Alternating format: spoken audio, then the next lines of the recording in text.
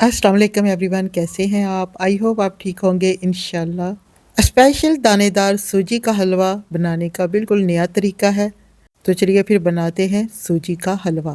सबसे पहले जी एक कटोरी लेते हैं सूजी और उसको छान लेते हैं कढ़ाई में ही, और चूल्हे की फ्लेम को ऑन कर देते हैं जी। ऊपर रख देते हैं कढ़ाई और इसको बिल्कुल मीडियम टू लो फ्लेम पर सूजी को भूनते हैं। स्पेशल दानेदार सूजी का हलवा इस खास तरीके में सबसे पहले हम सूजी को बगैर घी के खुश्क भूनना है। इससे सूजी के दाने अलग अलग रहते हैं और हलवा ज़्यादा दानेदार और खुशबूदार और मज़ेदार बनता है। यहाँ पर जी हम 5 मिनट के लिए मीडियम टू लो फ्लेम पर सूजी को भूनेंगे खुशबू आने तक। यहाँ पर जी 5 से 6 मिनट हो गए हैं सूजी को भूनते हुए। अब इसे एक बाउल में निकाल लेते हैं और इसको ठंडा कर देते हैं। यहाँ पर ठंडा होने के बाद जी हम सूजी में डाल देते हैं 1 कटोरी दूध की, और इसे करते हैं मिक्स ताकि कोई भी गुठली ना रहे। अच्छा सा हम इसे कर लेंगे मिक्स, लेकिन यहाँ पे याद रहे कि सूजी को ठंडा करने के बाद ही हम इसको मिक्स करेंगे। 10 मिनट के लिए इसे देते हैं रेस्ट। चलिए फिर से चूल्हे की फ्लेम को ऑन कर लेते हैं। 1 टेबल स्पून शामिल कर देते हैं देसी घी का, और अब इसमें कुछ ड्राई फ्रूट शामिल कर देते हैं जिसमें है किशमिश और अखरोट है और बादाम कटे हुए हैं, और इसको हम भून लेते हैं ऑयल में 1 से 2 मिनट के लिए बिल्कुल लो फ्लेम पर भूनेंगे। यहाँ पर जी 2 मिनट हो गए हैं ड्राई फ्रूट को भूनते हुए। अब हम इसको निकाल लेते हैं एक प्लेट में।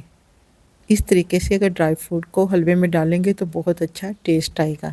अब जी दोबारा से चूल्हे की फ्लेम को ऑन कर देते हैं, ऊपर कढ़ाई रख देते हैं और 1 कटोरी शामिल कर देते हैं ऑयल की, और ऑयल को गर्म होने देते हैं और इसमें शामिल कर देते हैं 1 कटोरी ही चीनी की।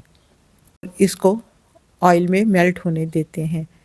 चीनी में बराबर चम्मच हिलाते जाएंगे। यहाँ पर जी 2 से 3 मिनट लगेंगे चीनी को मेल्ट होने में। हम इसे बिल्कुल लो फ्लेम पर चीनी को करेंगे मेल्ट। यहाँ पर जी 2 से 3 मिनट हो गए हैं चीनी को मेल्ट होते हुए। यहाँ पर चीनी हो गई है अच्छी सी मेल्ट, और चम्मच को हम बराबर हिलाते जाएंगे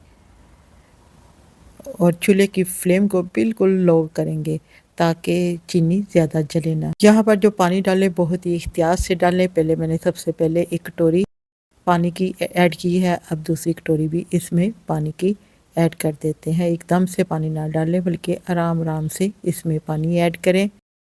अब यहाँ पर चीनी के क्रिस्टल बन चुके हैं। चूल्हे की फ्लेम को थोड़ा सा हाई कर देते हैं ताकि पानी गर्म हो और ये जो चीनी के क्रिस्टल बने हुए हैं ये ख़त्म हो जाए। जैसे जैसे पानी पकेगा चीनी के ये क्रिस्टल भी ख़त्म हो जाएंगे।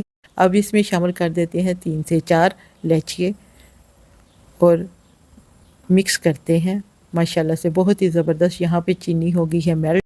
अब जो हमने सूजी को भिगोकर दूध में रखा था इसमें शामिल कर देते हैं।